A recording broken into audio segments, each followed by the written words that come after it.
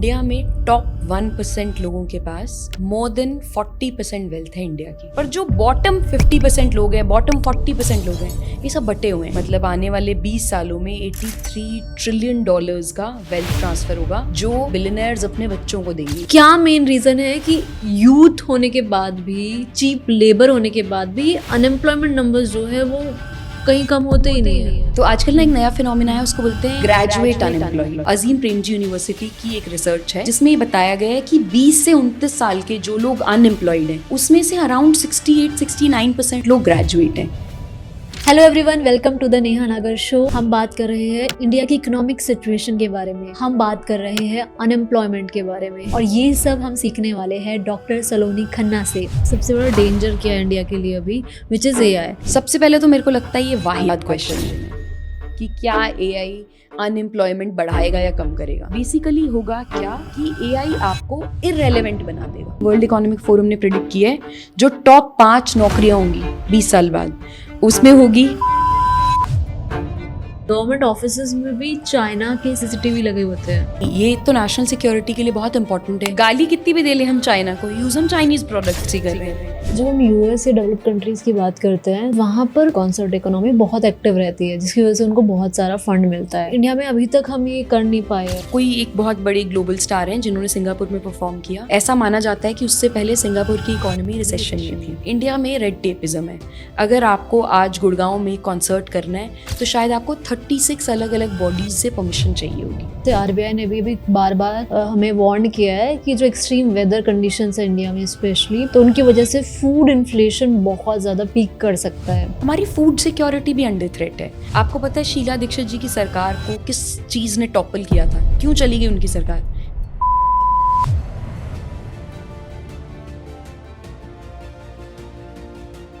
कुछ साल पहले वायरल सेंसेशन एमबीए चाय वाला आए, ठीक है। उनके बाद फिर बीटेक चाय वाली, समोसे वाला, फलाना ठिकाना, बहुत सारे नंबर्स या नेम हमारे सामने आने लगे। तो मेरा क्वेश्चन ये है कि क्या ये जो ट्रेंड है ये हमें कुछ अलग सिनेरियो दिखा रहा है इंडिया का, जो हमें पता नहीं है।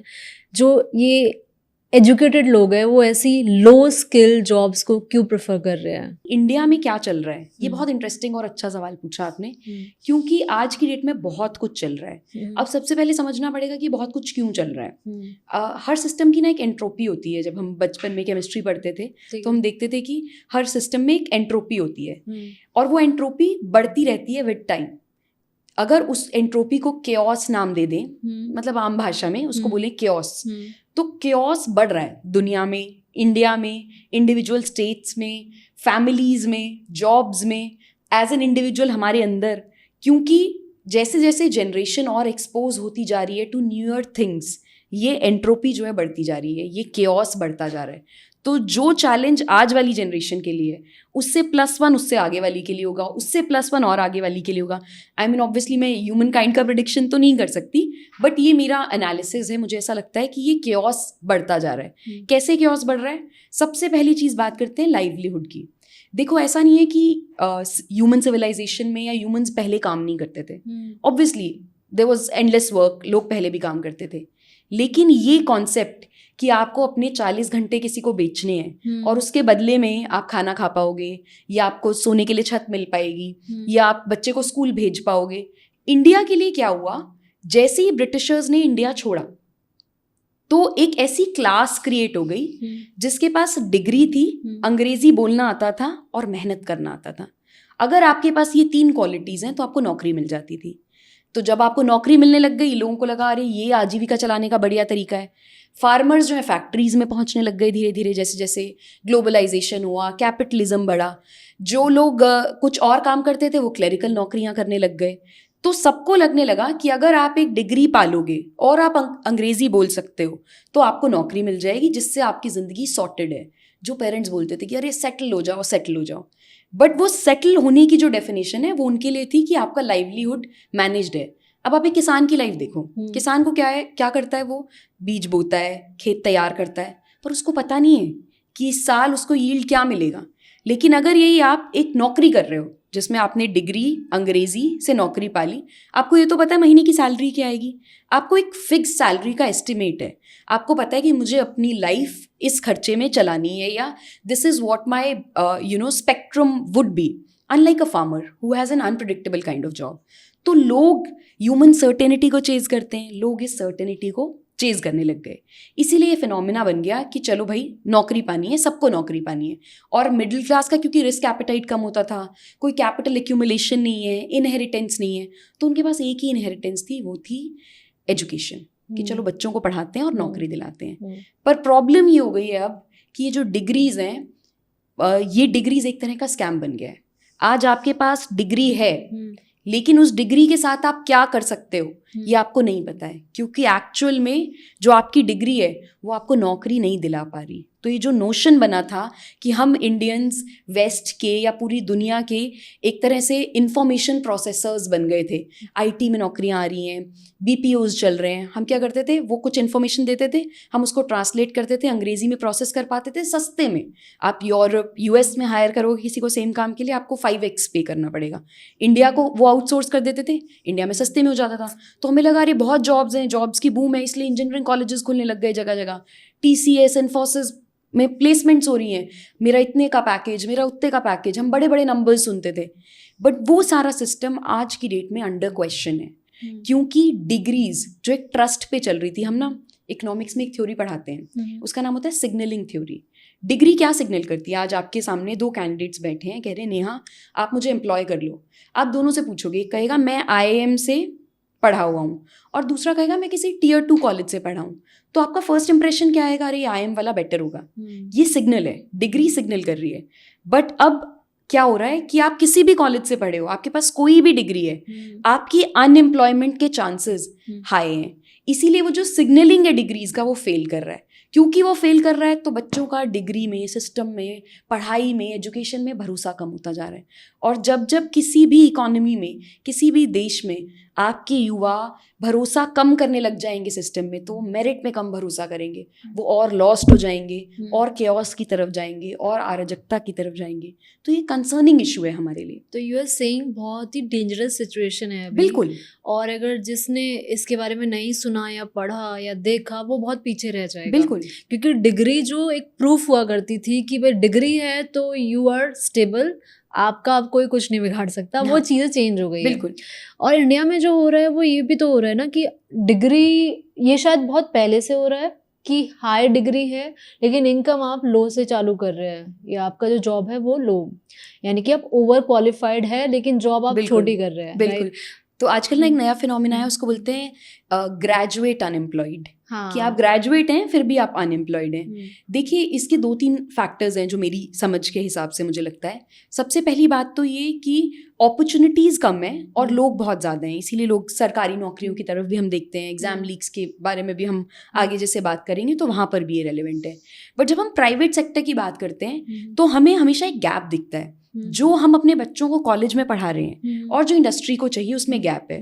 इसमें ना 2 कॉन्सेप्ट होते हैं। देखो, डिग्री तो प्रूफ है कि आपने एजुकेशन लिया, पर एक कॉन्सेप्ट होता है क्रेडेंशियलिज्म। उसका मतलब है कि उस एजुकेशन से आपने स्किल्स क्या सीखे। अब बच्चे को पता है कि मैं स्किल सीखूं या नहीं सीखूं, मुझे चाहिए BA का स्टैंप या BTech का स्टैंप या MBA का स्टैंप, जो कि 10 साल पहले हो रहा था, तो आप उसको चेज करते हो। तो आप एक्चुअल में कोई स्किल सेट डेवलप ही नहीं करते। अब आप एक्चुअल में स्किल सेट डेवलप नहीं कर रहे, तो जब मेरे सामने 100 लोग बैठे होंगे जिन्होंने MBA कर रखा होगा, मैं किसको पिक करूंगी? मैं उसको पिक करूंगी जिसने स्किल सेट डेवलप किया होगा। लेकिन हमने तो अपने बच्चों को मोटिवेट ही नहीं किया कि वो स्किल सेट डेवलप करें, हमने उन्हें मोटिवेट किया कि बस डिग्री चेज कर लो। आज की डेट में ग्रेजुएशन की डिग्री 10th के सर्टिफिकेट जैसी हो गई है। बहुत सारे नंबर्स आते हैं कि इतने लोग अनएम्प्लॉयड है, इतने लोग फॉर्मल उसमें है एम्प्लॉयमेंट में, इतने इनफॉर्मल एम्प्लॉयमेंट में है। डू यू थिंक वहाँ पर भी नंबर्स जो शो होते हैं वो काफ़ी हद तक जो रियलिटी है उससे डिफरेंट होते हैं? It is possible. As an economist, as a researcher, I know कि कोई भी डेटा है वो बहुत सारे पैरामीटर्स पर डिपेंड करता है, तो वो बायस्ड हो सकता है, मैं इसको डिनाई नहीं करूँगी। जैसे खेत में अगर 3 लोग काम कर रहे हैं जबकि अर्न कोई एक ही कर रहा है, हाँ, वो तो डिस्गाइज्ड अनएम्प्लॉयमेंट है बिल्कुल, कि मतलब ज़रूरत ही नहीं है लोगों की और वहाँ पर लोग काम कर रहे हैं। बट जैसे मैं शायद कल सुबह ही पढ़ रही थी, अजीम प्रेमजी यूनिवर्सिटी की एक रिसर्च है जिसमें ये बताया गया है कि 20 से 29 साल के जो लोग अनएम्प्लॉयड हैं उसमें से अराउंड 68-69% लोग ग्रेजुएट हैं। तो सबसे बड़ी प्रॉब्लम ये है कि आप इतने साल मेहनत करते हो ये सोच के कि इस लैडर के एंड पे मुझे कुछ मिलेगा, और वो कुछ क्या है कि लाइवलीहुड अच्छा सस्टेन कर पाऊंगा, या मेरी एस्पिरेशंस मीट हो पाएंगे। आजकल सबकी एस्पिरेशंस भी बढ़ गई हैं क्योंकि इनइक्वालिटी इतनी बढ़ गई है। कुछ लोग हैं जिनके पास इतना है और कुछ लोग हैं जिनके पास बेसिक भी नहीं है। तो वो एस्पिरेशन के मिसमैच की वजह से भी अगर आप ठीक ठाक नौकरी कर रहे हो, आप एक रेंट पे कर सकते हो, अच्छा घर अफोर्ड कर सकते हो, ठीक ठाक अपना पालन पोषण कर सकते हो, अपनी रिस्पॉन्सिबिलिटीज फुलफिल कर सकते हो, उसके बाद भी आप अनहैप्पी हो क्योंकि एस्पिरेशंस इतनी बड़ी हो गई हैं। हमको लगता है अरे ये देखो काइली जेनर ने तो पता नहीं कितना बड़ा एम्पायर बना लिया। कुछ लोगों को लगता है अरे ये फला इन्फ्लुएंसर्स तो कितने बड़े बन गए, इन्होंने तो 2 साल में ये बिल्ड कर लिया। तो इस तरह का जो एस्पिरेशन मिसमैच है ये और बर्डन कर देता है उन लोगों को, क्योंकि उन्हें लगता है मैं क्यों सब स्टैंडर्ड नौकरी करूं, शायद कुछ शॉर्टकट होगा। लोग उस शॉर्टकट को चेज करने लग जाते हैं, बट क्या एक्चुअल में शॉर्टकट है? ये भी एक डिस्कशन का मुद्दा होना चाहिए।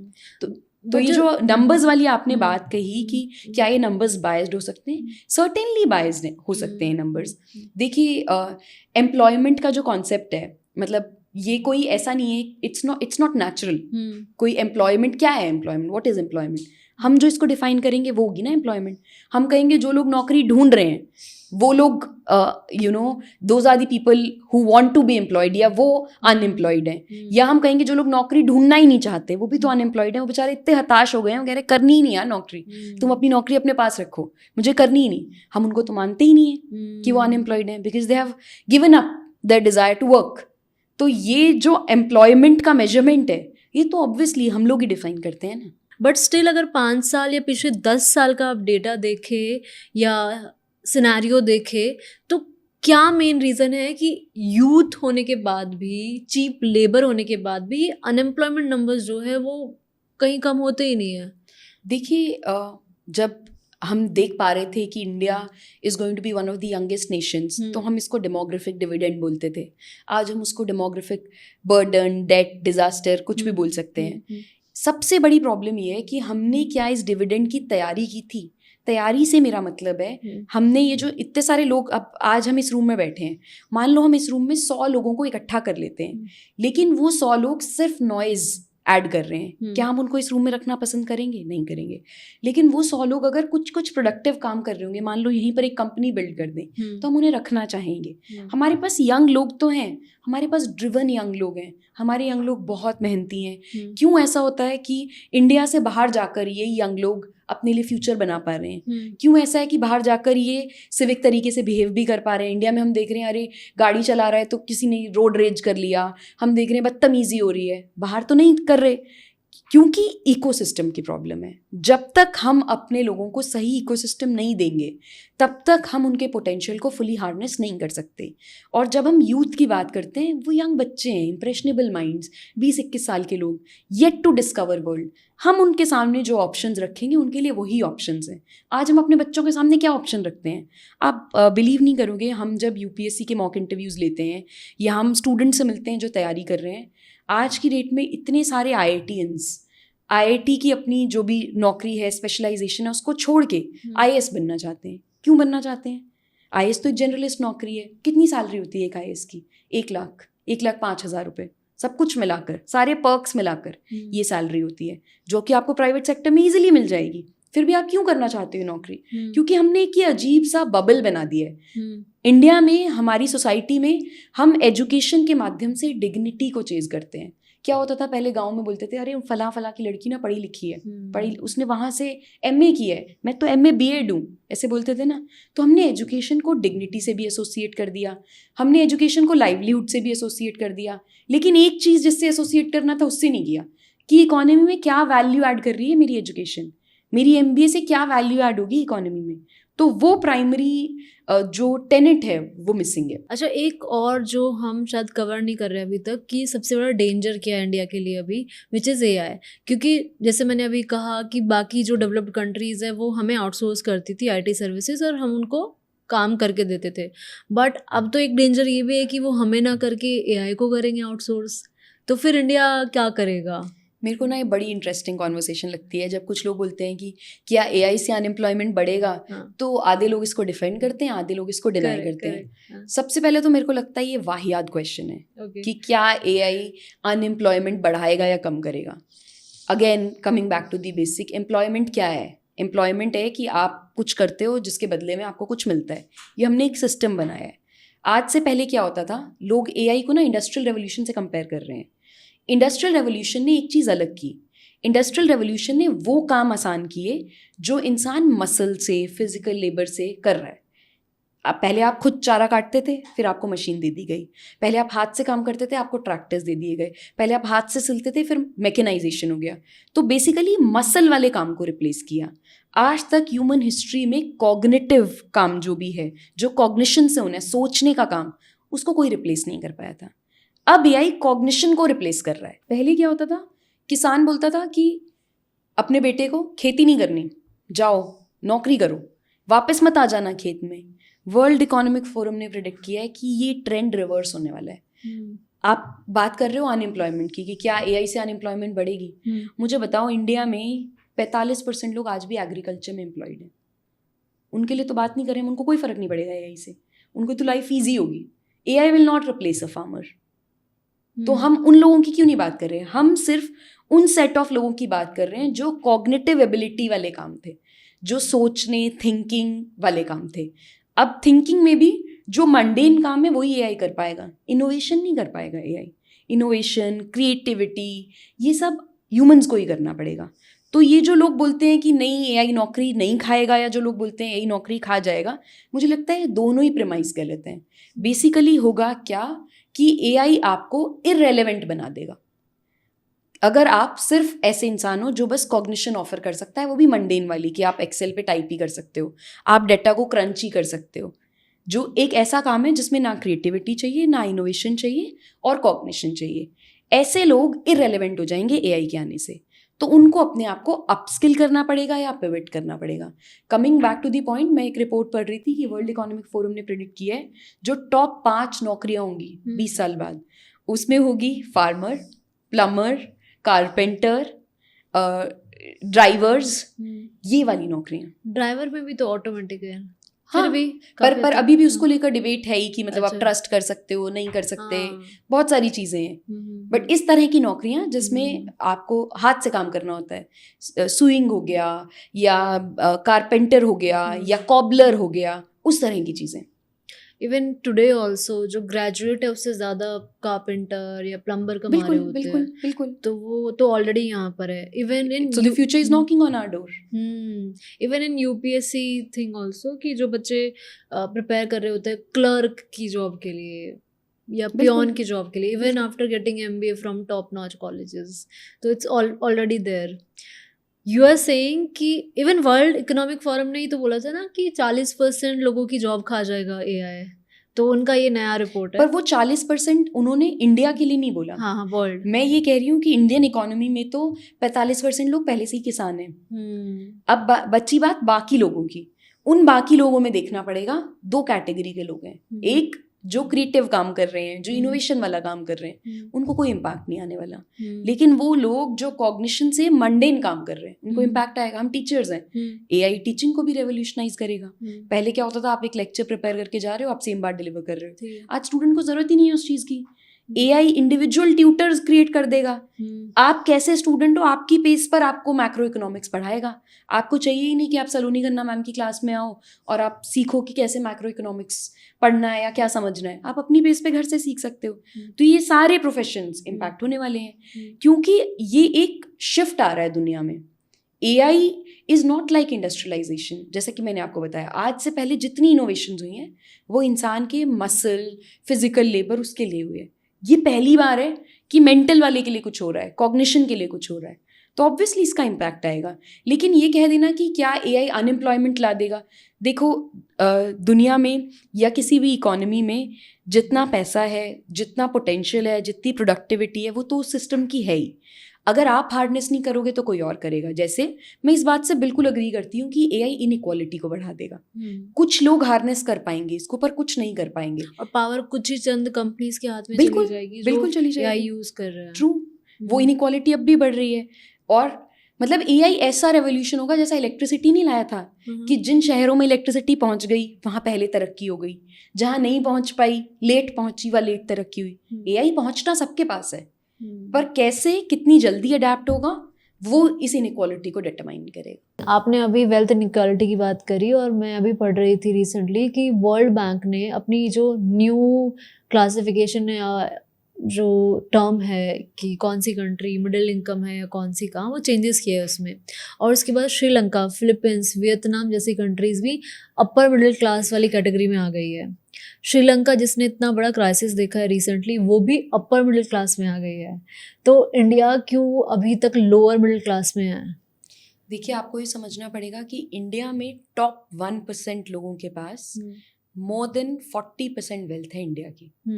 और जो इंडिया के बॉटम 1% लोग हैं उनका क्या हाल है ये आप इमेजिन कर सकते हैं। तो इंडिया में ना वेल्थ एक्यूमुलेशन टॉप पे बहुत ज़्यादा हो रहा है। ऐसा नहीं कि नीचे वालों के साथ कुछ नहीं हुआ, मतलब वहाँ भी टॉयलेट्स मिले, बेसिक एमिनिटीज़ मिली, लेकिन ये जो ऊपर वालों वाला पिरामिड है ये स्पाइक क्रिएट होता जा रहा है कि ऊपर वाले बहुत जल्दी बढ़ रहे हैं। जैसे कुछ दिन पहले मैं पढ़ रही थी कि एक ग्रेट वेल्थ ट्रांसफ़र होने वाला है, मतलब आने वाले 20 सालों में $83 ट्रिलियन का वेल्थ ट्रांसफ़र होगा जो लोग अपने बच्चों को देंगे, मतलब बेसिकली बिलियनर्स अपने बच्चों को देंगे। ये वाला वेल्थ ट्रांसफर होगा। तो ये इनइक्वालिटी जो इतनी बढ़ गई है इंडिया में, ये एक प्रॉब्लम है। अब आप कहोगे मैम इनइक्वालिटी जो है ये तो हर इकोनॉमी में होती है। बिल्कुल सही बात है। जैसे inflation is part of economy, या पोलियो या हर बारिश में डेंगू फैलेगा, ये हमको पता है, पर हम क्या करते हैं, हम उसके लिए प्रिपेयर्डनेस करते हैं। ऐसे इनइक्वालिटी जहाँ जहाँ सोसाइटी होगी वहाँ वहाँ इनइक्वालिटी होगी।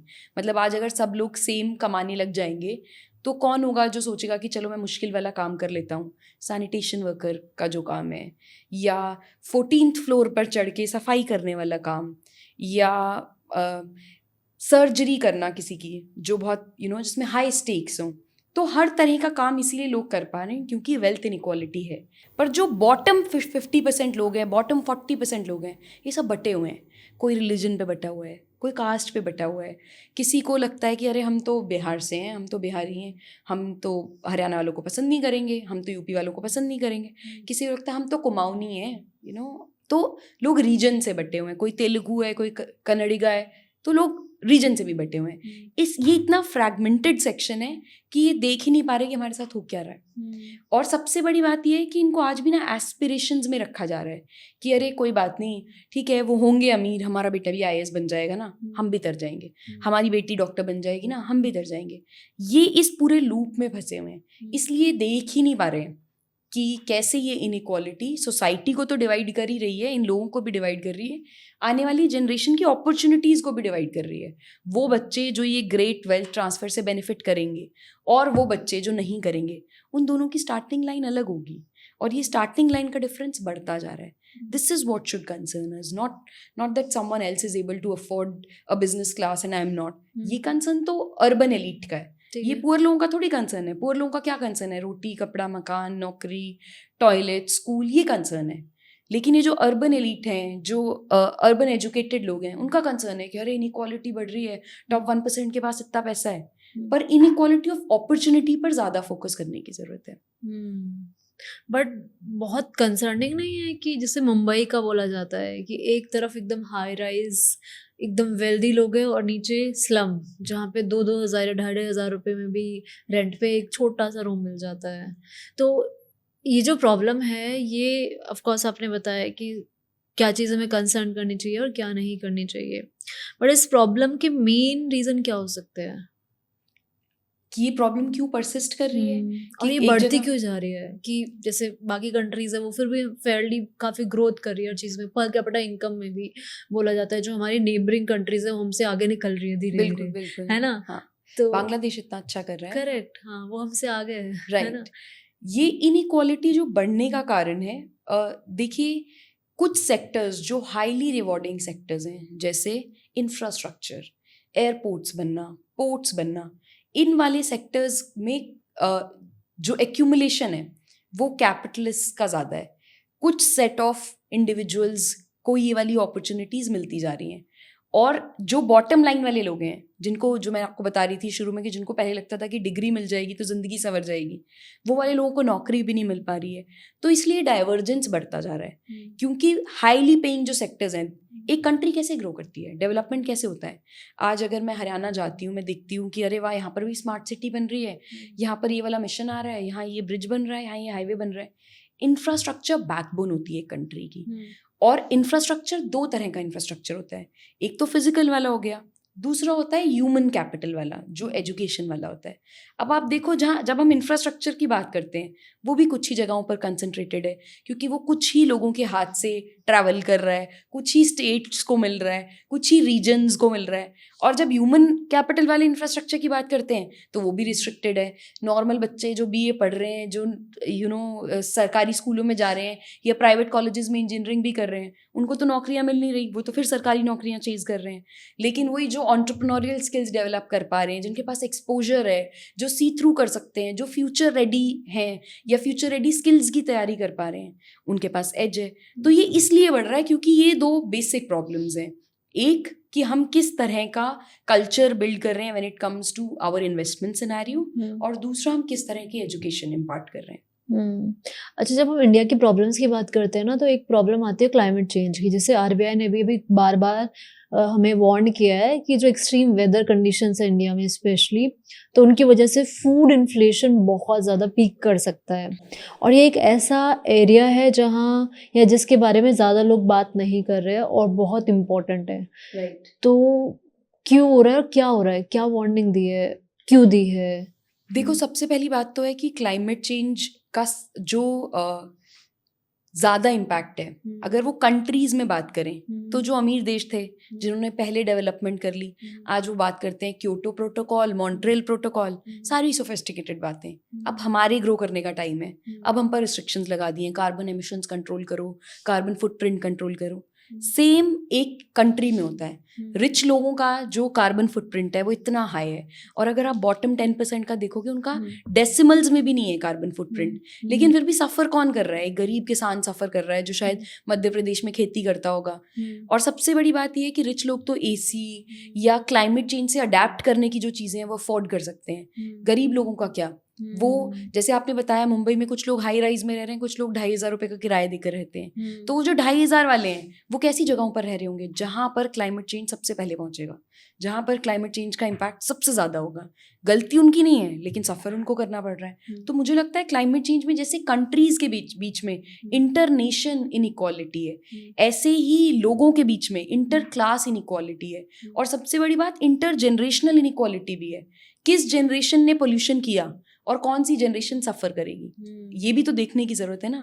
कि पहले जब इंडस्ट्रियल रेवोल्यूशन हुआ, पोल्यूट उन लोगों ने किया, लेकिन आज कौन डील कर रहा है? ओजोन की डिप्लीशन से हम डील कर रहे हैं। आज कौन डील कर रहा है? ग्लोबल वार्मिंग से हम डील कर रहे हैं। और आपने और मैंने तो फिर कर लिया, हमारे बच्चे, उनका क्या? उन्होंने तो नहीं किया है ना पोल्यूशन। वो शायद सस्टेनेबल लाइफस्टाइल अडॉप्ट कर लेते, वो शायद मिट्टी वाले घर में रह लेते, लेकिन हमने उन्हें ये पाथ दिखाया, हमने ये ऐसा पाथ बिल्ड कर दिया है जो एनगल्फ कर लेगा उनको भी, क्योंकि उन्हें सफ़र करना ही पड़ेगा। They have no choice, they will inherit a planet, they will inherit a world which will be worse than their parents और grand parents inherited, which is so sad. तो क्लाइमेट में ये इनइक्वालिटी है, और क्लाइमेट चेंज का जो असर है वो एक रूरल, ग्रामीण क्षेत्र के इंसान की प्लेट पर सबसे ज़्यादा होगा। जैसे बहुत कम लोगों को पता है इंडिया में कि आज की डेट में रूरल एरियाज़ में इन्फ्लेशन अर्बन से ज़्यादा है। हम बोलते हैं कि अरे शहरों में रहना तो बहुत महंगा है, आप डेटा उठा के देख लो, जो रूरल इन्फ्लेशन है, CPI जिसकी हम बात करते हैं, वो विलेजेस में ज़्यादा है। क्यों ज़्यादा है? क्योंकि जो आदमी प्रोड्यूस कर रहा है, खाना प्रोड्यूस कर रहा है, उसी को ही खाना महंगा मिल रहा है। इतनी लंबी आपने सप्लाई चेन बना रखी है कि मैं राइस प्रोड्यूस करती हूँ, लेकिन मुझे ही खाना महंगा मिल रहा है क्योंकि वो इतनी लंबी सप्लाई चेन से होकर मेरे पास आता है वापस। तो इज इट बिकॉज क्योंकि इन्फ्लेशन हमारा फूड वाला स्पेशली बढ़ता जा रहा है, and government wants to show कि इन्फ्लेशन हमारा ओवरऑल कम है? इस पर तो मैं कमेंट नहीं करूँगी। बट हाँ, ये एक्चुअली फूड इन्फ्लेशन ना बहुत सेंसिटिव मुद्दा होता है। जैसे मैंने अपनी एक वीडियो में भी कहा था, आपको पता है शीला दीक्षित जी की सरकार को किस चीज़ ने टॉपल किया था? क्यों चली गई उनकी सरकार? प्याज के रेट ने, अनियन के प्राइजेस। प्याज इतना महंगा हो गया था, आई थिंक 100 रुपये किलो हो गया था, if I am able to recall correctly, कि लोग इतना फ्रस्ट्रेट हो गए कि अरे यार इनकी सरकार, मतलब प्याज महंगा हो गया। तो food inflation can topple governments. Food inflation से लोगों में फ्रस्ट्रेशन आती है, क्योंकि टमाटर का महंगा हो जाना, प्याज का महंगा हो जाना, ये सबको इम्पैक्ट करता है, और स्पेशली रूरल एरियाज में मासेस को बहुत इम्पैक्ट करता है। तो सरकार का सेंसिटिविटी पैरामीटर होता है ये, मतलब इससे सरकारें बनी और गिरी भी हैं। तो हो सकता है जो आप कह रहे हो कि food inflation, because it's such a sensitive issue, it has its political connotations also. But अभी हमारे पास चैलेंजेस क्या है, जैसे फूड इन्फ्लेशन का बोलता है कि बढ़ने वाला है, और वो अभी भी ओवरऑल बाकी इन्फ्लेशन से तो हाईएस्ट पे रहता है, वन ऑफ द हाईएस्ट पे, राइट? तो because of the weather near term में हम चैलेंजेस देख सकते हैं 1-2 साल में, या दूर है 5-10 साल? देखिए, हर टर्म के अपने अपने चैलेंजेस हैं। जैसे शॉर्ट टर्म में हमारे पास सबसे बड़ा चैलेंज ये है कि हम अपने किसानों को डाइवर्सिफाई करना सिखाएं, या हम उन्हें अडेप्ट करना सिखाएं। क्योंकि अगर हमने 5 साल बाद सोचा कि अरे अब तो मुसीबत आ गई है दरवाजे पे, अब सिखाते हैं, तो हम नहीं सिखा पाएंगे। तो हमारे पास शॉर्ट टर्म में चैलेंज ये है कि हम इस बात का एक्सेप्टेंस तो लाएं कि क्लाइमेट चेंज जेन्युइनली हमारे यील्ड पैटर्न को चेंज करने वाला है, और उसके लिए कैसे हम किसानों को रेडी कर सकते हैं, या एआई फॉर दैट मैटर, कैसे हम किसानों को उसके लिए ट्रेन कर सकते हैं। क्योंकि देखो, एजुकेट करना, ये प्रिपेयर्डनेस लाना, ये ना शॉर्ट टर्म चीज़ नहीं होती, ये लॉन्ग टर्म चीज़ होती है। तो इसके लिए एक विजन बिल्ड करना बहुत ज़रूरी है। ऐसा नहीं है कि सरकार काम नहीं कर रही, मतलब सरकार काम कर रही है, पीएम किसान के थ्रू हम सॉइल हेल्थ कार्ड्स हैं, बहुत सारी और चीज़ें हैं, बट जैसे एआई को लेकर अभी काम शुरू नहीं हुआ है, तो वो करने की ज़रूरत है। और आपके मेरे जैसे लोगों को 5 साल में असर दिखने लग जाएगा, ऑलरेडी दिख रहा है। हमारे पेरेंट्स ने कभी इतना महंगा प्याज, आलू, टमाटर नहीं खरीदा है, इनको टॉप्स वेजिटेबल्स बोलते हैं, पर आज आप और मैं खरीद रहे हैं ना, तो वो ऑलरेडी हमें दिख रहा है, लेकिन और 5 सालों में और प्रोमिनेंट हो जाएगा। और अगर हमने अडेप्ट नहीं किया ये क्लाइमेट चेंज के सिनेरियोज को, और अपने किसानों को प्रिपेयर नहीं किया, तो वो एम्प्लॉयमेंट साइड से तो सफ़र करेंगे ही करेंगे, हमारी फूड सिक्योरिटी भी अंडर थ्रेट है। देखो, जो चल रहा है ना जियो पॉलिटिक्स में, बहुत क्रेजी चल रहा है। कैसे क्रेजी चल रहा है? जिसकी भी जिस इंसान पर डिपेंडेंस है वो आज वल्नरेबल है। जैसे हमारी डिपेंडेंस थी स्ट्रेट ऑफ हॉर्मुज पर, हमने देखा कि स्ट्रेट ऑफ हॉर्मुज के बंद होने की वजह से इंडिया में एलपीजी का कितना बड़ा क्राइसिस था। एलपीजी इज बेसिक, घरों में खाना नहीं बनेगा, ढाबे बंद हो गए, चाय वाले कम दिखने लग गए सड़कों पे, सब कुछ महंगा हो गया। आपको मतलब जो इडली 50 रुपए की मिलती थी, वो इडली 100 रुपए की मिलने लग गई। तो LPG crisis reached our kitchen. ऐसे ही जो भी जियोपॉलिटिकल क्राइसिस होगा, it will reach our kitchen. Why?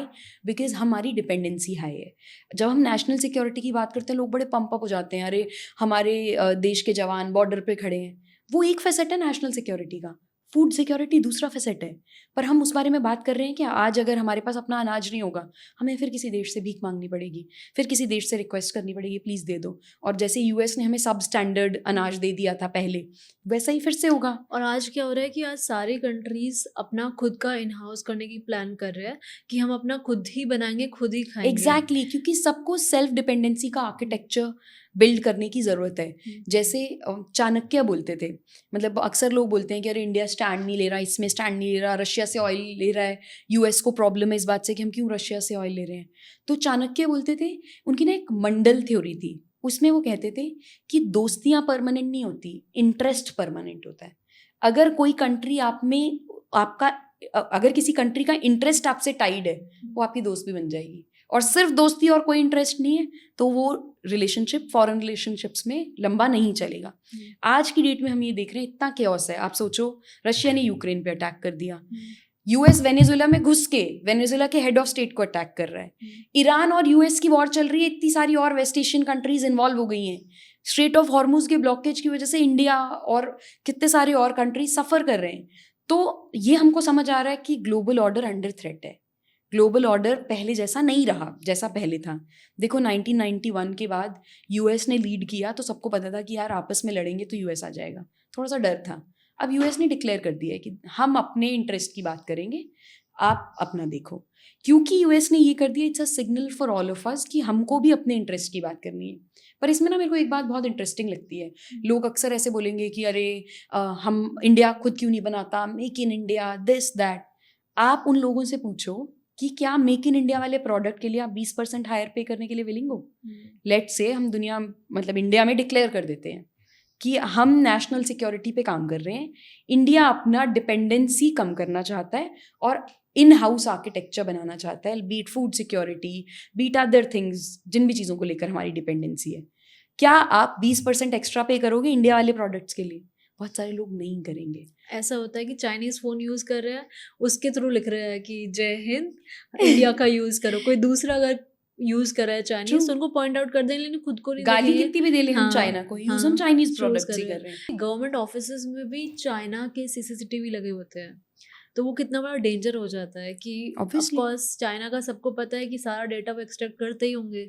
Obviously नहीं, ये तो नेशनल सिक्योरिटी के लिए बहुत इंपॉर्टेंट है कि हम एटलीस्ट ऐसे सेंसिटिव प्रोडक्ट्स में अपना इवॉल्व करें आर्किटेक्चर। फोन्स भी आपका हमारा डाटा है, इंडिया आज सबसे बड़ा सप्लायर है डाटा का, हमारा सबसे ज़्यादा डाटा है, पर क्या हमारे पास है? वो नहीं, यूएस की कंपनीज़ के पास है, चाइनीज़ कंपनीज़ के पास है। क्या होगा इस डाटा का इवेंचुअली? ये हमारे लोगों को चीज़ें बेचने के लिए, हमारे नेशनल सिक्योरिटी के लिए, आज भगवान ना करे कुछ ऐसे वॉर जैसी सिचुएशन क्रिएट हो जाए तो इस डाटा का लेवरेज लिया जाएगा ना।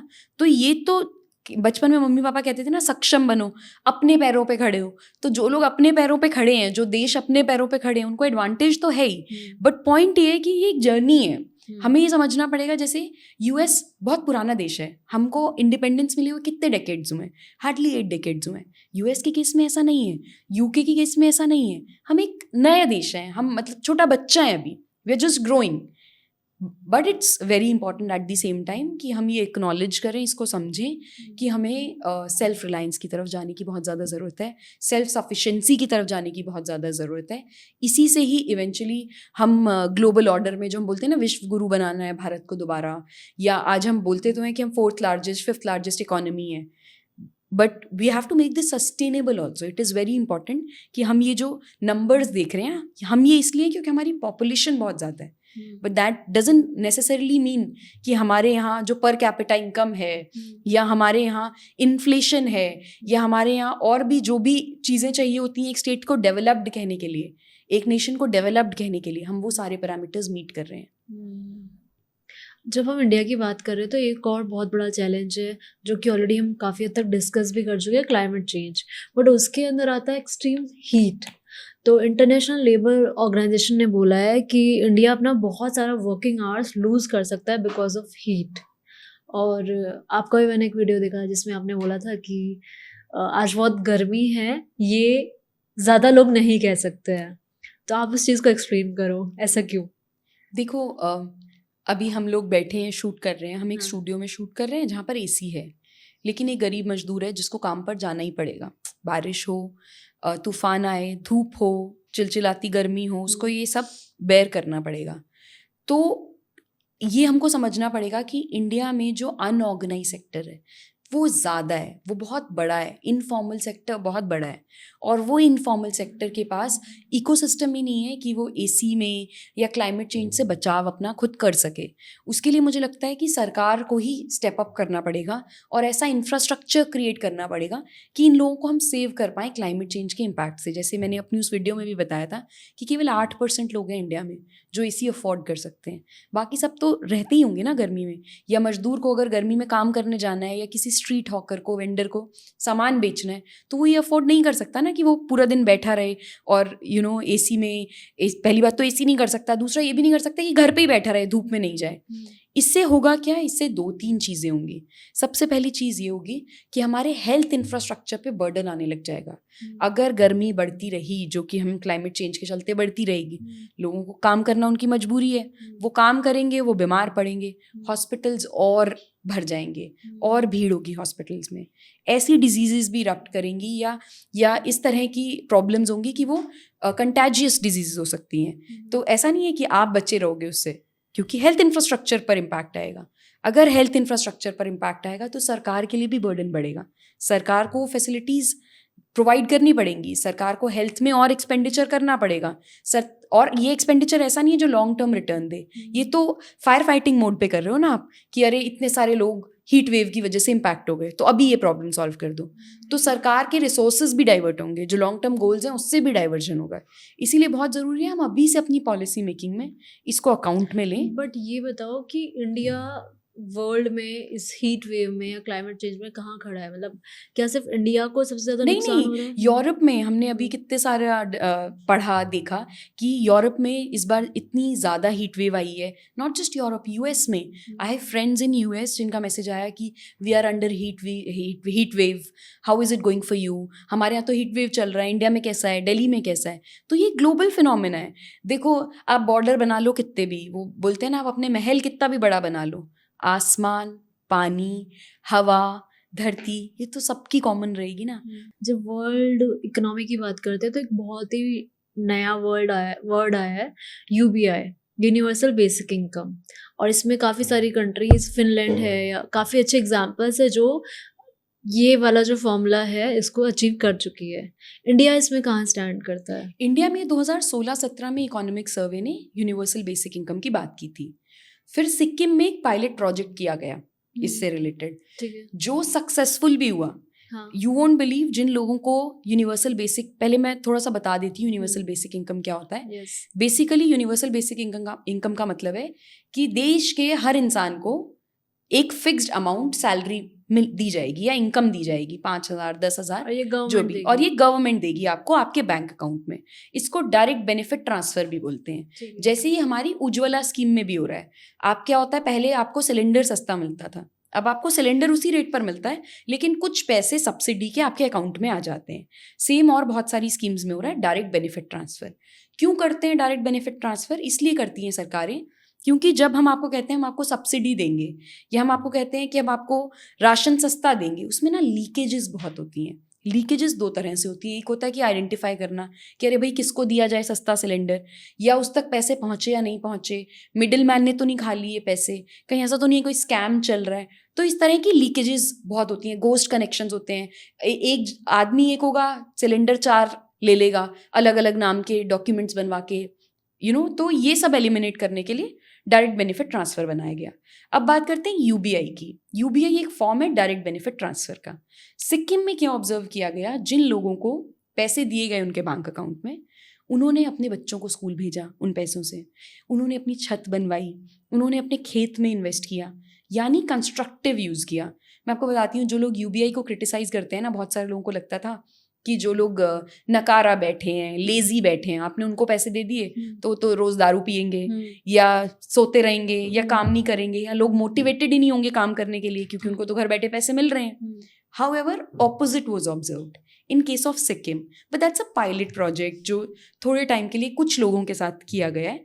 तो यूबीआई की जहाँ तक बात है, बहुत इंटरेस्टिंग कॉन्सेप्ट है. ऐसा नहीं है कि इंडिया एक्सप्लोर नहीं कर रहा है या इंडिया ने ट्राई नहीं किया है. इंडिया एक्सप्लोर कर रहा है. बहुत सारे लोगों को लगता है कि क्रिटिसाइज जो करते हैं यूबीआई को कि सरकार के पास इतना पैसा कैसे आएगा, वो जानते भी नहीं है कि सरकार फ्यूल, फर्टिलाइजर, इन चीज़ों पर कितनी सब्सिडी दे रही है. तो उसको अगर रीडायरेक्ट कर सकते हैं हम और लीकेजेस बचा सकते हैं, क्योंकि उसमें लीकेजेस हैं, बहुत सारी तरह की लीकेजेस हैं, इसीलिए आपके सामने अलग अलग घोटाले आते हैं. तो वो अगर हम सेव करके यूबीआई करते हैं और हम फिक्स इनकम लोगों को देते हैं डीबीटी के थ्रू, तो एक इंटरेस्टिंग एक्सपेरिमेंट हो सकता है जो सिक्किम में सक्सेसफुल रहा है. सेवा फाउंडेशन है, उन्होंने इस पर काफ़ी कुछ लिखा है, पायलट प्रोजेक्ट्स किए हैं, and they all have been positive. तो इसको एक्सप्लोर किया जा सकता है और इससे हम देखेंगे कि लोग कंस्ट्रक्टिव चीज़ों में एक्सपेंडिचर करेंगे. बट सिक्किम के बाद फिर और कुछ अटेम्प्ट नहीं, अभी नहीं हुआ है. 2016-17 में इकोनॉमिक सर्वे में प्रपोज किया गया था. अब जैसे जैसे अनएम्प्लॉयमेंट बढ़ रही है तो यूबीआई की बात होती है, काफ़ी जगह उठाई जाती है. Government is exploring the options. Actually इसका एग्जीक्यूशन बहुत मुश्किल है. क्यों मुश्किल है? यूबीआई में जो ये यू है ना, ये बहुत गड़बड़ वाली चीज़ है. You is universal. अब हम कह रहे हैं कि सबको 10,000 रुपये महीना दो. अब वो सब में नेहा जी भी होंगी, वेल्थ इनइक्वालिटी, एग्जैक्टली. वो सब में हो सकता है अनंत अंबानी भी हो, वो सब में हो सकता है एक ऐसा स्टूडेंट हो जो गांव में पढ़ाई कर रहा है, वो सब में एक किसान भी हो सकता है. अगर सबको दे देंगे तो भी प्रॉब्लम है. प्रॉब्लम ये है कि आपके लिए या अनंत जी के लिए या मेरे लिए हो सकता है 5,000 रुपये कम हो, लेकिन एक किसान के लिए 5,000 रुपये बहुत ज़्यादा हो सकते हैं. मतलब the value of 5,000 for a farmer is more as compared to somebody who's a billionaire. तो ये कैसे डिसाइड होगा कि कितना दो? और फिर सबसे बड़ी बात ये कि अगर यूनिवर्सल नहीं रखते इसको, लेट से हम कहते हैं कि नहीं, सिर्फ उन लोगों को दो जिनकी इनकम इस ब्रैकेट से कम है, तो प्रॉब्लम ये है फिर से आइडेंटिफिकेशन वाली, कैसे आइडेंटिफाई करोगे वो लोग कौन है जिनकी इनकम कम है? इंडिया में इनकम टैक्स तो बहुत कम लोग फाइल करते हैं, तो वो कैसे आइडेंटिफाई करोगे? आइडेंटिफाई कर लिया तो ये कैसे इंश्योर करोगे कि एक बंदा 4 की नहीं ले रहा है? क्या पता वो 4 लोगों की सैलरी ले ले, मिडिल मैन को कैसे हटाओगे? तो वापस से हम उसी प्रॉब्लम पे आ जाएंगे जिस प्रॉब्लम को एलिमिनेट करने के लिए हम यूबीआई को लाए हैं. That is why implementing UBI in India is very challenging.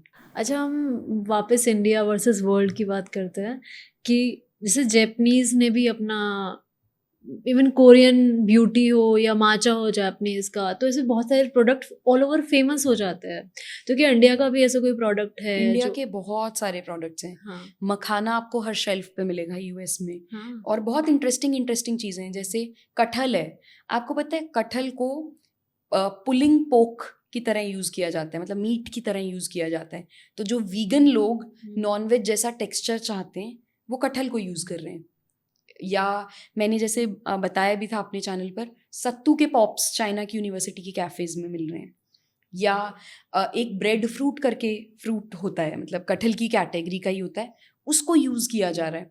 तो ऐसे बहुत सारी चीज़ें हैं इंडिया की. टर्मरिक लाते वो यूज़ हो रही है.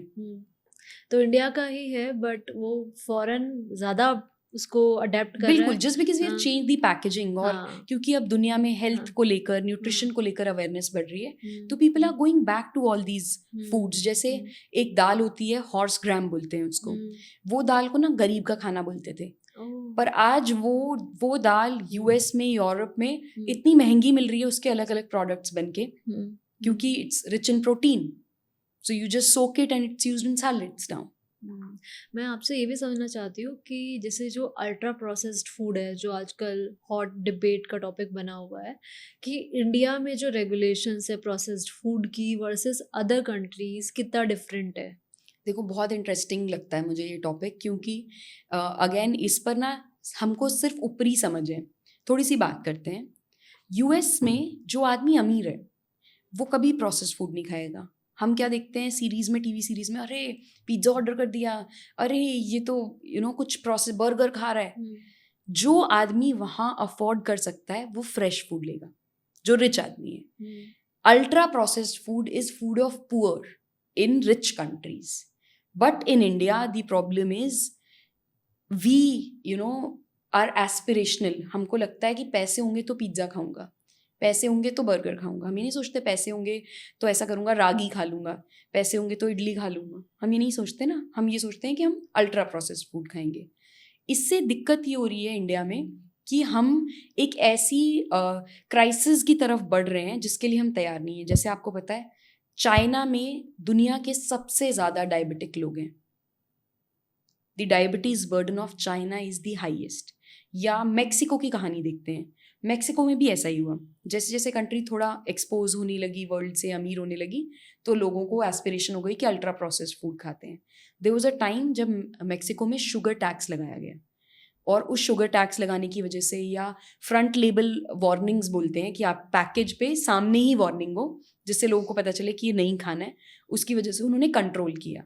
तो अभी 2025 की इकोनॉमिक सर्वे में इंडिया में भी ये प्रपोज किया गया है. इकोनॉमिस्ट कह रहे हैं कि हमारे लिए बहुत बड़ा हज़ार्ड होने वाला है कि हमारे बच्चे जो हैं मोटे होते जाएंगे अगर वो अल्ट्रा प्रोसेस्ड फूड खाएंगे, और हमारे पास ऐसी लाइफस्टाइल डिजीज़ आ जाएंगी जिसको डील करने के लिए हमारा हेल्थ इंफ्रास्ट्रक्चर इक्विप्ड भी नहीं है. मतलब अमीर देशों वाली बीमारियां आएंगी लेकिन हैं हम अभी भी गरीबी. तो ये प्रॉब्लम हो जाएगी. इसके चलते प्रपोज किया गया है कि इंडिया में भी जो भी पैकेजिंग होती है उसके फ्रंट लेबल पर वॉर्न किया जाए कि इसमें इतना % शुगर है. और जैसे सिगरेट की डिब्बे पे वार्निंग होती है ना कि एक डब्बा आपकी ज़िंदगी ख़त्म करने के लिए काफ़ी है. वो हम देखते हैं ना, मूवी हॉल में जाते हैं, मुकेश देखते हैं जिसका लंग तार से भरा होता है. तो ऐसे वाली वार्निंग्स अल्ट्रा प्रोसेस्ड फूड पर भी होनी चाहिए.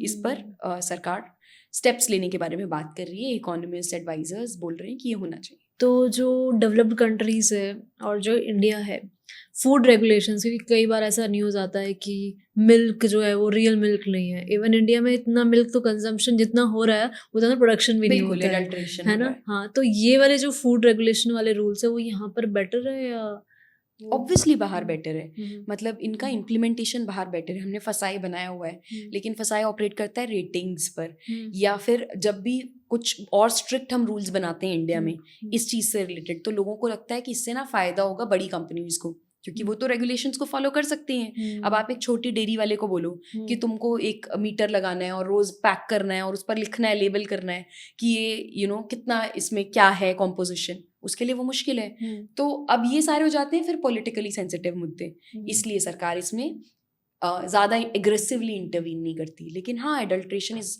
At its highest. भले ही हमने फसाए बनाया हुआ है, लेकिन हम कभी फसाए से रिपोर्ट नहीं मांगते, या जितने भी और बॉडीज़ हैं, रेगुलेटरी बॉडीज़ हैं, क्या उनकी परफॉर्मेंस है, कहाँ वो जा रही है, उनकी क्या पॉलिसीज़ हैं, इस पर डिबेट ही नहीं होती। जब हम यूएस या डेवलप्ड कंट्रीज़ की बात करते हैं तो एक और कॉन्सेप्ट या एक और एरिया माइंड में आता है कि वहाँ पर कंसर्ट इकोनॉमी जो होती है, कॉन्सर्ट इकोनॉमी बहुत एक्टिव रहती है, जिसकी वजह से उनको बहुत सारा फंड मिलता है। इंडिया में अभी तक हम ये कर नहीं पाए हैं या कोशिश कर रहे हैं, तो कितना डिफरेंस है, क्या हमें करना चाहिए कि नहीं? आई थिंक रिहाना ने सिंगापुर में परफॉर्म किया था। कोई एक बहुत बड़े ग्लोबल स्टार हैं जिन्होंने सिंगापुर में परफॉर्म किया, और ऐसा माना जाता है कि उससे पहले सिंगापुर की इकोनॉमी रिसेशन में थी, और उन्होंने जान के ये कॉन्सर्ट कराया ताकि इस कॉन्सर्ट से उनकी इकोनॉमी को वापस से बूम मिल सके। तो जो आप कह रहे हो वो बिल्कुल ट्रू है, पर वो बाहर इसलिए हो पाता है क्योंकि बाहर परमिशंस जो हैं वो स्ट्रीमलाइंड है। इंडिया में रेड टेपिज्म है। अगर आपको आज गुड़गांव में कॉन्सर्ट करना है तो शायद आपको 36 अलग अलग बॉडीज से परमिशन चाहिए होगी। इंस्पेक्टर राज बोल सकते हैं इसको, लाइसेंस राज बोल सकते हैं इसको।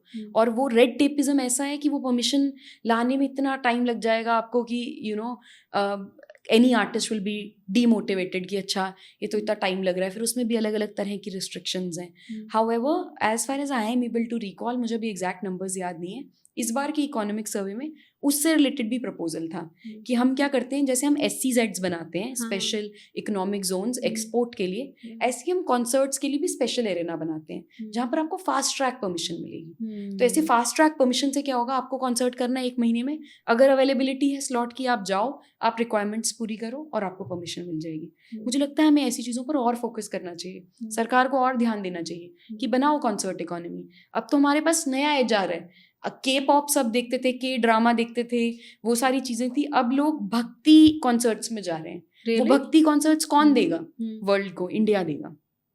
आज हमारे भक्ति कॉन्सर्ट्स बहुत बड़े होते जा रहे हैं। हो सकता है किसी दिन मैडिसन स्क्वायर पे हो एक भक्ति कॉन्सर्ट। अभी ना एक क्वेश्चन के आंसर में आपने मेंशन किया था कि you have a boy almost 2 years।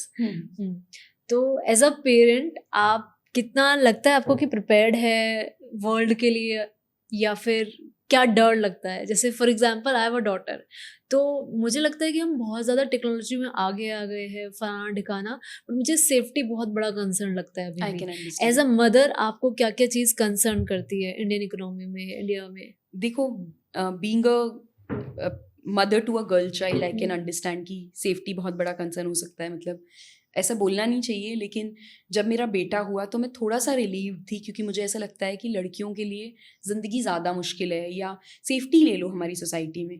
But being mother of a boy, मुझे लगता है मेरे पे ज़्यादा रिस्पॉन्सिबिलिटी है, क्योंकि अगर मैं ऐसा बेटा रेज करूँगी जो अपने आसपास की महिलाओं को सेफ फील करा पाएगा, तो ही मैं सक्षम हुई हूँ एक अच्छी माँ बनने में। आई थिंक इंडियंस इसी में पीछे थे अभी तक कि वो डिटैच नहीं कर पाते थे, और जो आपने एग्जाम्पल बताया, ये एग्जाम्पल है कि कैसे डिटैच भी करना चाहिए पेरेंट्स को बच्चों से, कि उनको उड़ने दो, उनके पीछे मत भागो।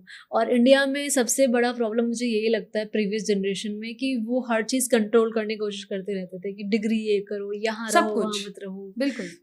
बट आज की जनरेशन, जो हमारी जनरेशन है, वो एक चेंज लेके आ रही है। इसलिए भी क्योंकि हमारे पास अपनी अपॉर्चुनिटीज बहुत ज़्यादा हैं। पिछले वाले पेरेंट्स के पास अपनी अपॉर्चुनिटीज़ लिमिटेड थी, इनसिक्योरिटी ज़्यादा थी, किसी पर पार्टीशन का ट्रॉमा है, किसी पर गरीबी का ट्रॉमा है, देश में अभी इतनी डेवलपमेंट हो नहीं रही। जिस तरह की अपॉर्चुनिटीज़ और एक्सपोजर हमारे पास है, आपकी मेरी जैसी महिलाओं के पास है, हमारी मम्मियों के पास नहीं था, तो उनका कॉन्फिडेंस भी उतना कम था। तो डर के, उनका फियर फैक्टर बहुत ज़्यादा था, डरते बहुत थे वो।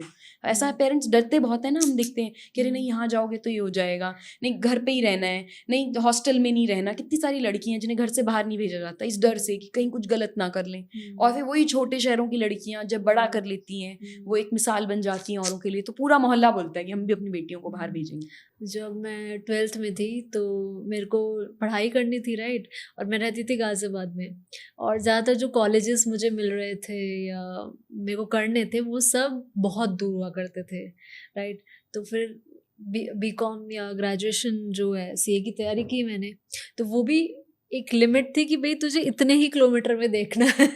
फिर मुझे एमबीए में कॉलेज मिला विच वॉज इन जनकपुरी, तो मैं गाज़ियाबाद से जनकपुरी वो 1.5 घंटा ट्रैवल, फिर आते वक्त 2 घंटे लगते थे बिकॉज टाइमिंग ऐसा होता था। तो वही है कि वो एरिया देखा है, वो टाइम देखा है कि जहाँ पर इतनी रिस्ट्रिक्शंस हुआ करती थी, but things are changing now. True, मैं बहुत छोटी सी जगह से हूँ और मेरे घर में तो बहुत लड़कियां हैं। मैंने पहले भी बताया है कि यू नो मेरे घर में बेटियां ही हैं, मेरा बस भाई मेरे बाद हुआ, वरना सब बेटियां ही हैं। तो हमारे यहाँ भी बहुत रिस्ट्रिक्शंस होती थी, बट फॉर सम रीज़न मेरे पापा इतना ट्रस्ट करते थे मुझे, मतलब उनका जो मुझ में कॉन्फिडेंस था, उन्होंने मुझे आज तक किसी चीज़ के लिए भी मना नहीं किया।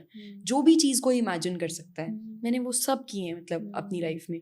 तो मुझे लगता है कि अगर समाज में या कम्युनिटी में एक इंसान भी ऐसा एग्जाम्पल सेट करता है तो बाकी लोगों के लिए ईजी हो जाता है। इसलिए जो मेरे से छोटे हैं या मेरे कजन्स हैं उनको कभी स्ट्रगल ही नहीं करना पड़ा, because I was the example they could quote कि she is also doing it because my father had that courage कि मुझे अपनी बेटी को ये कराना है।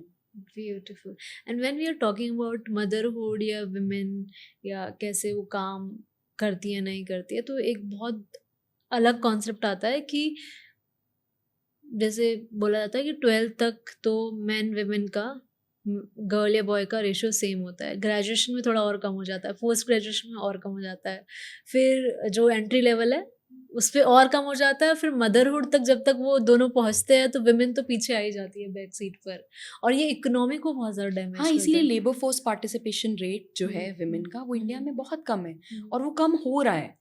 अब बीच में थोड़ा सा ठीक हुआ था बट वो फिर से कम हो रहा है। उसके मल्टीपल फैक्टर्स हैं, ऑब्वियसली मदरहुड भी फैक्टर है। आप देखो आज की डेट में भी maternity leave is something that is frowned upon, और प्राइवेट सेक्टर में तो चाइल्ड केयर लीव होती ही नहीं। हम तो शुक्रगुजार हैं सरकार के कि हमारे पास चाइल्ड केयर लीव है, लेकिन प्राइवेट सेक्टर में महिलाओं को बस मैटर्निटी लीव मिलती है। आप एक माँ हो, मैं एक माँ हूँ, मुझे बताओ कितना मुश्किल है जब आप ब्रेस्ट फीड कर रहे हो तब अपने बच्चे को घर पर छोड़कर काम पे जाना। ना काम आप अच्छे से कर सकते हो, ना आप बच्चे को अच्छे से टाइम दे सकते हो, आपको अपनी हेल्थ के लिए टाइम नहीं है। लेकिन अगर आप नहीं जाओगे तो आप करियर की रेस से बाहर हो जाओगे, तो आप उसी में फंसे रहते हो। एक्चुअली ये सारी जॉब्स कैपिटलिज्म के हिसाब से डिज़ाइन हुई, और कैपिटलिज्म तो चाहता ही नहीं था कि आप बच्चे पैदा करो। कैपिटलिज्म आपको सिर्फ एक लेबर के तरीके से देखता है। जैसे मैंने अपनी वीडियो में बताया था, महाराष्ट्र में डिस्ट्रिक्ट है बीड, वहाँ पर औरतों ने अपना यूट्रस रिमूव करवा दिया। क्यों रिमूव करवाया है? वो सब शुगर के इन प्लांटेशन वर्कर्स हैं, लेबरर्स। अब आपके पीरियड्स हैं, आप कहोगे मैं पीरियड्स पे काम नहीं कर सकती, तो ठेकेदार आपको रखेगा ही नहीं। ठेकेदार ने महिलाओं को रखना बंद कर दिया क्योंकि पता है कि बच्चा, पीरियड्स, ये सब इनके साथ होगा, इसलिए इनको नौकरी मत दो। तो उन्होंने क्या किया, यूट्रस ही रिमूव करा दिया कि अब तो काम दोगे, चलो। But it is so sad for a society. हम वो जेंडर हैं जो आने वाली सिविलाइजेशन को चला रहे हैं। जो काम एक महिला कर रही है वो काम एक पुरुष नहीं कर सकता। सिमिलरली जो काम पुरुष करता है वो महिला नहीं कर सकती। लेकिन ये जो एडिशनल बर्डन है, या ये जो एडिशनल, मैं तो कहूँगी एडवांटेज है विमेन को, that we can give birth to another life. हम तो देश का भविष्य, समाज का भविष्य, सिविलाइजेशन का भविष्य क्रिएट कर रहे हैं, और इस चीज़ की तो पूजा भी होती है हमारे रिलीजन में। लेकिन क्योंकि कैपिटलिज्म के चलते हमने पॉलिसीज ऐसी बना दी हैं कि विमेन आर डिस्करेज्ड। बहुत मज़ा है आपसे बात करने में, बहुत कुछ सीखने को मिला। हमने बात की वेल्थ इनक्वालिटी पे, हमने बात की विमेन एंड इकोनॉमी पर, हमने बात की बच्चों के बारे में, एग्ज़ाम्स के बारे में, अनएम्प्लॉयमेंट के बारे में। बहुत ऐसे टॉपिक हमने टच किए जिनके बारे में ज़्यादा लोग बात नहीं करते हैं, एंड आई एम श्योर इस वीडियो से, इस पॉडकास्ट से बहुत लोगों को वैल्यू मिलेगी। And thank you so much Saloni कि आपने अपना टाइम हमें दिया। Thank you for having me. I had a great time with you, and I look forward to having more interesting conversations with you.